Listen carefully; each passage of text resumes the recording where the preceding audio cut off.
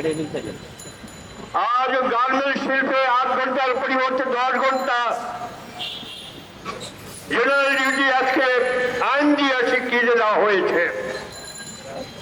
এর থেকে লজ্জার কিছু হতে পারে না। আর এই ধরনের দীর্ঘ সময় কাজ করতে গিয়ে শ্রমিকরা নানাভাবে নির্যাতিত হয়ে ভবন ধসে অগ্নিকাণ্ডে এ পর্যন্ত 2500 শ্রমিক অকালে প্রাণ দিয়েছেন। গত 24 তারিখ ছিল রানা প্লাজা ট্র্যাজেডি ডে। এই রানা প্লাজার 11 বছরে আগে ওই ভবনটি ধসে 1138 জন শ্রমিক প্রাণ দিয়েছেন। সেই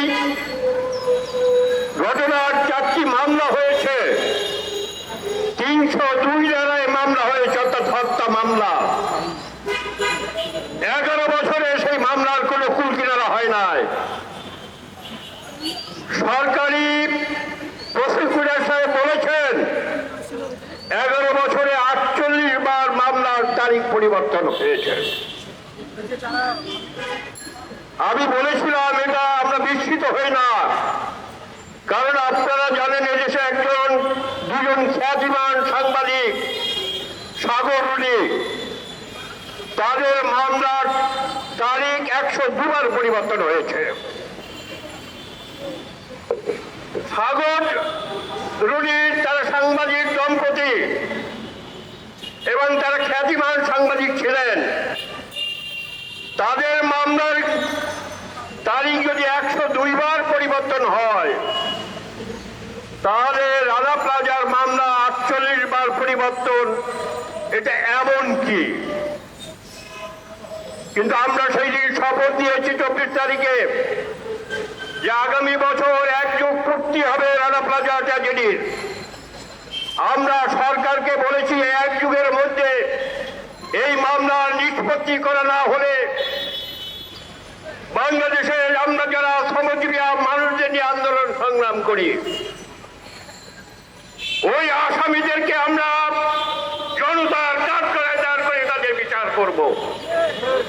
যেমনি ভাবে আমাদের যুদ্ধ অপরাধীদেরকে বিচার করা হয়েছে স্বল্প সময়ের মধ্যে, এরাও অনেকটা যুদ্ধ অপরাধের সামিল।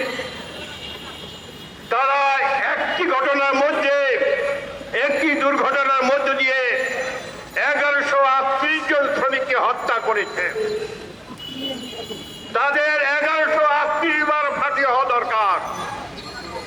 বন্ধুরা আমার, ফাঁসি তো হয় নাই, বরং একজন আসামি ছাড়া বাকিরা জামিন পেয়েছে। উচ্চতর আদালতের তাদেরকে জামিন দিয়েছে। আমরা উচ্চতর আদালতের কাছে বলতে চাই যে আপনারা বলছেন যে বিচারকের চোখ দেখে কালো কাপড় দিয়ে ঢেকে যাওয়া হয়, তারা কিছু দেখতে পান না, তাদের চোখ বন্ধ করা হয়। কিন্তু আমি প্রশ্ন করতে চাই, আপনাদের বিবেক কি বন্ধ রয়েছে কিনা? এতগুলো শ্রমিক মরে গেল, সারা দুনিয়াতে তোলপাড় হলো, আর আপনারা সেই মামলার 302 ধারায় যে মামলা হয়েছে হত্যা মামলা, তাদেরকে আপনারা উচ্চতর আদালতে জামিন মঞ্জুর করেন। আপনাদের বিবেক বলতে কিছু নেই।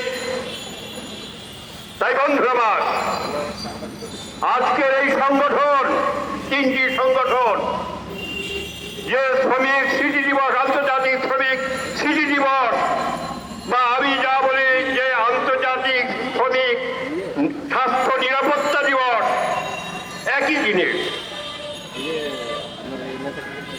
এই দিবসেও আজকে গার্মেন্টস শ্রমিকরা সহ শিল্প কারখানার শ্রমিকরা এই কড়া 42 ডিগ্রি তাপমাত্রার মধ্যে তারা কাজ করছেন।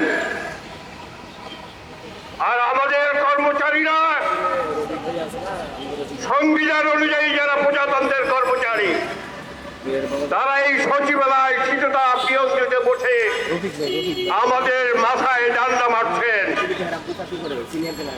আমি তাদের উদ্দেশ্যে বলতে চাই, আপনাদের বেতন বন্ধ করে দেওয়া হবে যদি আমাদের স্বার্থ না দেখেন। সংবিধান অনুযায়ী আমরা এই দেশের মালিক, এই দেশের মালিক হচ্ছে এই দেশের জনগণ। বঙ্গবন্ধু যে সংবিধান রচনা করেছিলেন সেই সংবিধানে বলা হয়েছে বাংলা